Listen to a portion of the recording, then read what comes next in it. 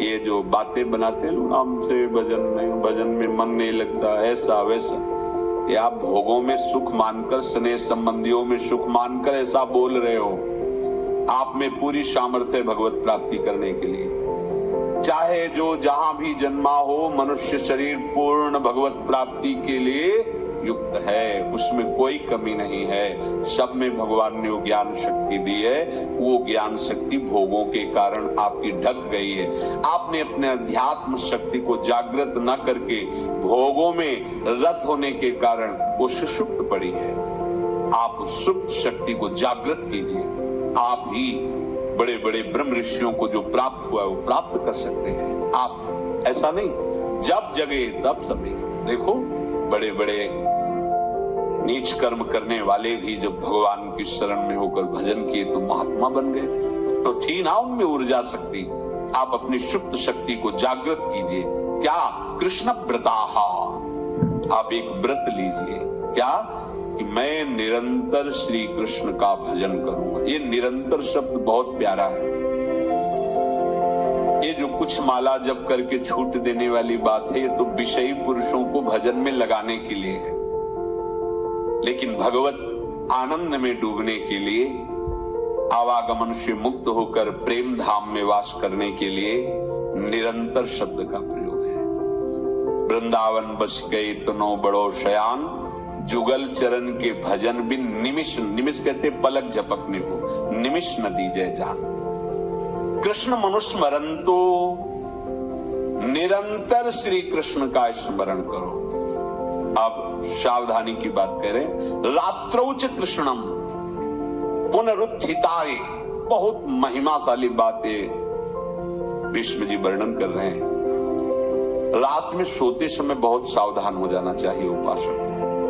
वैसे तो हर समय सावधान, पर सोते समय ऐसे सावधान होना चाहिए जैसे मृत्यु के समय योगी जन अपने सारी इंद्रियों को समेट लेते हैं और अपने स्वरूप में, अपने प्रीतम के स्वरूप में लगा देते हैं। तुम रोज शयन के समय ऐसा अनुभव करो, मैं नींद में जा रहा हूं या मृत्यु में जा रहा हूं, इसमें कोई फर्क नहीं पड़ता। पता नहीं आंख खुले कि ना खुले। कितने ऐसे हैं कि सोते ही रह गए। आप अब बेहोशी की हालत में जा रहे हैं, नींद में जा रहे हैं, तो एक समय रखो कि आप अपनी शैया पर इतने समय ही जाएंगे।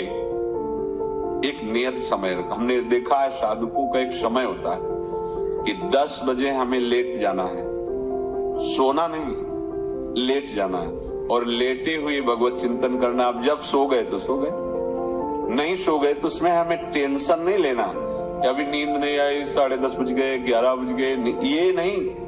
आंख मूंदी, मंत्राकार वृत्ति, तो बिना नींद की गोली के सो जाओगे। यह है ऐसा। भजन में मन लगाओ, सो जाओगे। जिनको नींद ना आती हो उनके लिए सही दवा है, आप नींद का चिंतन न करके प्रभु का चिंतन करने लगो। देख लेना आप कब सो गए पता नहीं चले। और अगर सौभाग्य से नींद ना आई तो नींद में जो इंद्रियों को पुष्टता मिलती है वो होता है संसार का विस्मरण। नींद में खास बात क्या होती है कि संसार का चिंतन छूट जाता है, फिर वो मस्त हो जाता है। उसमें जो ऊर्जा शक्ति वो जागृत होती। संसार के चिंतन से ऊर्जा शक्ति नष्ट होती, तो 4 घंटे 5 घंटे संसार के चिंतन से रहित पड़ा रहा सुषुप्ति में, तो उसे ऊर्जा शक्ति फिर आ गई। और अगर 4-5 घंटे आप प्रभु के चिंतन में रहे तो संसार का चिंतन छूटा, आनंद सिंधु का चिंतन हुआ। तो ये नहीं होगा कि आज रात्रि सोया नहीं तो बहुत टेंशन है, परेशानी, ऐसा नहीं होगा। ये बहुत सावधानी की बात। प्रायः इस सावधानी में नहीं रहा जाता। तो भगवान ने यही शिक्षा दी थी, गुरु कृपा से ऐसे उपदेश मिले थे। सोते समय कोई वार्ता नहीं, कोई अन्य चिंतन नहीं, चुपचाप अपने मन को हटाकर केवल इष्टमय करो। कब नींद आ जाती इसकी चिंता मत करो, इष्टाकार वृत्ति करके ही सोना चाहिए। तो आगे जो लिखा पुनरुत्थिताय, जब उठो तब वैसी वृत्ति, तो कुछ दिन बाद स्वाभाविक हो जाएगी, स्वाभाविक हो। अपने तो इतना तक देखा है कि जैसे आधा पद में होश रहा और निद्रा आ गई, तो जब चेतना आई तो उसी पंक्ति से, जहां से होश गायब हुआ था, उसी पंक्ति से जागरण प्रारंभ हुआ। ऐसा ही जब ऑपरेशन के समय बेहोश किया गया था तो उनसे कहा था हमें बता देना कुछ मिनट में, तो उनका हाँ लगाने वाले इंजेक्शन और कुछ ही सेकंड में इसका सर बस। तो जो पद चलाया था जब होश आया था तो वही पद चल रहा था, मतलब बेहोशी में वो पद अपना अधिकार किए हुए था। ऐसे नींद भी तुम्हारी भजन हो जाएगी, समाधि हो जाएगी यदि आप सोते समय प्रभु का चिंतन करेंगे। बहुत ही सावधानी की बात है, यदि इस जन्म में परम लाभ लेना चाहते हो तो इस श्लोक को अपना जीवन बनाओ। कृष्ण व्रताः, हमारा जीवन का एक ही व्रत है कि हम अपने प्रीतम का भजन नहीं छोड़ेंगे, अखंड भजन। हमें ये नहीं देखना कि उपांशु मानसी को इसमें कितने गुना, हमें गुना बना नहीं देखना। हमें अपने प्रभु को बोलना नहीं। भजन में मन नहीं लग रहा, पद गा रहे हैं, जोर जोर से चिल्ला रहे हैं, नाम कीर्तन, हमें अपने प्रभु से जुड़े रहना है। कृष्ण व्रताः कृष्ण मनुस्मरन्तो, हमारा निरंतर स्मरण चले, बस ये प्रयास रखना है। जब निरंतर स्मरण की बात कह दी तो फिर आगे कुछ कहना नहीं चाहिए, पर खास बात इसीलिए कहा जाता है कि आप समझ जाओ। रात्रौच, जब कोई भी ब्रह्मचारी, कोई भी उपासक, कोई भी बैरागी त्यागी महात्मा सोते समय सावधान हो गया तो उसकी रात्रि बहुत गलत जाएगी। खास जब आप सैया पे शयन करते उस समय असावधानी हुई तो विकार छा जाएगा, ध्यान रखना। आपका चिंतन गलत हो जाएगा, आपकी चेष्टा गलत हो जाएगी, जागृत में ना सही तो स्वप्न में।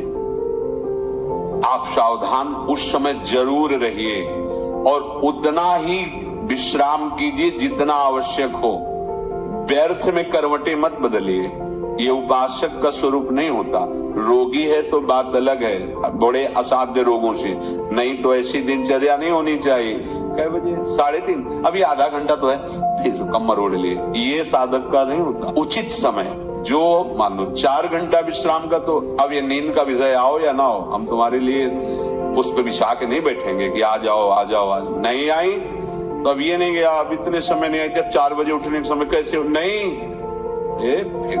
उसमें विचारने के पहले फेंको और सैया से नीचे उतरो, भूमि को प्रणाम करो, आगे बात नहीं। वो फिर आपको ऐसा होता है 10 मिनट में तो कोई बात नहीं, 10 वो पार कर देगा घंटा। तो रात्रौ च कृष्णम पुनरुत्थिताय, ये नियम लीजिए।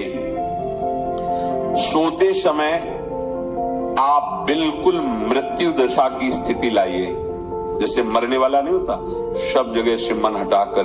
और सच्ची है, पता नहीं आंख खुले कि ना खुले, ये बड़ा धोखे का जीवन है। ये ऐसे हजारों लोग सोए और सोते ही रह गए।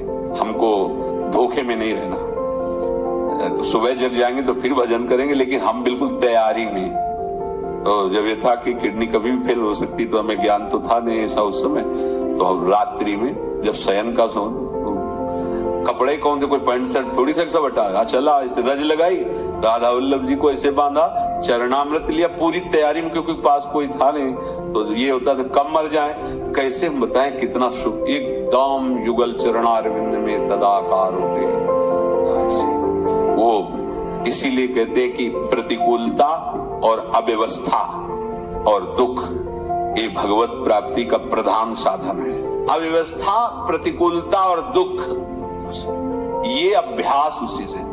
जब शाम के शयन करते तो पहले वृंदावन को प्रणाम करके और ऐसे भावना में प्रिया प्रिया कहते कि जैसे भी आपके हैं, अगर शरीर छूट जाता है रात्रि में तो आप धोखा न करना, आप बुला लेना। और कैसे बताओ उस समय कैसे भाव होते थे, कोई पास नहीं, कोई सुविधा नहीं, 1 रुपया नहीं, तो एकदम दैन्यता, एकदम कितना सुख मिलता, वो एकदम केवल भगवद आश्रित। तो रात्रौ च कृष्णम पुनरुत्थिताय, ये बहुत पकड़ने वाली बात है। रात्रि के समय कोई और चिंतन न बनने पावे। देखो आप, और उस समय खास करके विषय चिंतन बनता है, ध्यान रखना। दिन भर लड़ते रहोगे इंद्रियों से, और जब आप शयन के समय जाओगे तब वो अवसर ढूंढेंगी और आपको विषयों में फंसाने की चेष्टा करेंगी। कोई क्रिया या पूर्व में कोई क्रिया या कोई दृश्य या कोई बात, अगर कहीं मोबाइल से मित्रता है और बगल में रखा है तो भूल जाओ रात्रौ च कृष्णम पुनरुत्थिता चे। Did you know that 70% of US accounting work is happening from India? This has been the case for. जब तक नींद नहीं आती तब तक फिर वो ऐसी सामग्री डाल देगा तो बर्बाद हो जाओगे। साधक मान लो, हमारी प्रार्थना मान लो, हम मानते हैं कि आज के समय में यंत्र का बहुत बड़ा प्रभाव है। अब यंत्र का प्रभाव देख लीजिए, ये छाती पे मोबाइल होगा, यही धड़कन के साथ वो घंटी बजे और ऐसा भगवान का खेल रचा है। और इसमें सबसे खतरनाक बात है कि आप जो चाहो देख सकते हो, जहां चाहो, जैसे विश्व की पूरी बात, पूरा विश्वात्मा है, ये विश्वात्मा स्वरूप है, सर्च करो देख। अब अगर साधक सावधान नहीं है तो समाज में तो ऐसे कट गया। अब एकांत में जब शयन के समय गया, उस समय मन आपको फंसाने की चेष्टा। प्रार्थना है, अगर आपके पास मोबाइल हो तो एक उसका समय रखो। अगर आपको ऐसा लगता है कि कोई परिस्थिति आ जाए, हम स्विच ऑफ किए तो एक और मोड कहते हैं, कोई फ्लाइट मोड दो, क्या मोड में लगा दो, सीधे मत रखो, मोड में लगा दूर रख दो। आप अपने चित्त को प्रभु में जोड़िए। रात्रि के समय मोबाइल का प्रयोग मत कीजिए। मान लीजिए रात्रौ च कृष्णम पुनरुत्थिताय, सुबह उठते ही आपको कुछ चिंतन नहीं करना। सबसे पहले उठते, यदि आपके अभ्यास में आ गया तो ऐसा ही होगा, नहीं तो आपको पहले सदगुरुदेव भगवान का प्रणाम नमस्कार और कुछ भक्तों का, और फिर नाम जप, भले 5 मिनट ही करो, अपने आराध्य देव का सुमिरन, फिर अपनी दिनचर्या करो। ते कृष्ण देहा प्रवशन्ति कृष्ण माज्यम यथा मंत्र हुतम हुताशे। वो ऐसे श्री कृष्ण रूप होकर श्री कृष्णमय हो जाते हैं जैसे मंत्र पढ़कर हवन किया हुआ घी अग्निमय हो जाता है। ऐसे ही यदि आप निरंतर प्रभु के चरणारविंद का आश्रय लेकर उनका भजन करोगे और रात को पवित्र रखो, दिन तो समाज में कटेगा। आपका एकांत पवित्र होना चाहिए। जरूर इस बात पर ध्यान दीजिए, आपका एकांत पवित्र होना चाहिए। एकांत में मन अधकचरे साधकों पर शासन करके उनको भ्रष्ट करने की पूरी ताकत लगाता है। आप मन को सहयोग मत कीजिए, मन को डराइए, ऐसे कोई आचरण मत कीजिए, नहीं तो क्या होगा, ये सब ऐसे ही लगेगा, फिर वो आनंद नहीं। जब तक भगवदा आनंद, निज सुख बिन मन होई की थीरा, अगर आपको हृदय में भगवदा आनंद नहीं मिला ना, तो ये सब बातें केवल रह जाएंगी, होंगे बुरे आचरण ही। आचरण आपके बुरे ही होंगे, देख लेना। इसलिए सावधान। सुबह उठते समय ये आप नित्य अभ्यास कीजिए। सबसे पहले चेतना आने पर गुरुदेव भगवान को प्रणाम करें। मेरा जीवन उनके आदेश से ही उनके आराध्य देव में लगेगा, हमारे आराध्य देव नहीं। अभी तो हमें ये देखना है कि गुरुदेव के आराध्य देव वही देंगे हमें प्रिया प्रीतम, तब हमारे हृदय में अपनापन होगा। गुरुदेव की कृपा के बिना ये आराध्य देव रीझने वाले नहीं हैं। चाहे जितना तुम चाहे बना के साधन करो, ना पाई है बिन स्वामी या अकेले, वो श्री कृष्ण स्वरूप हो जाता है।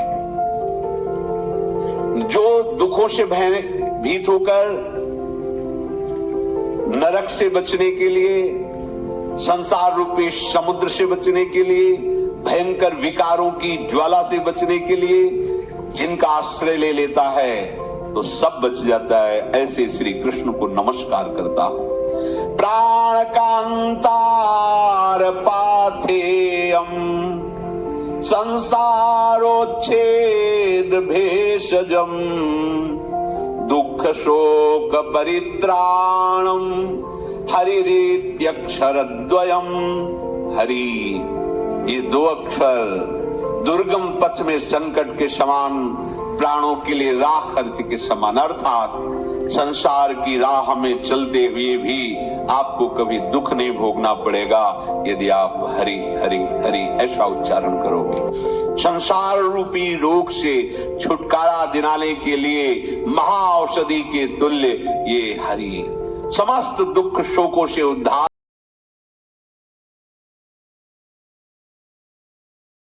ये हैं प्रभु श्री कृष्ण।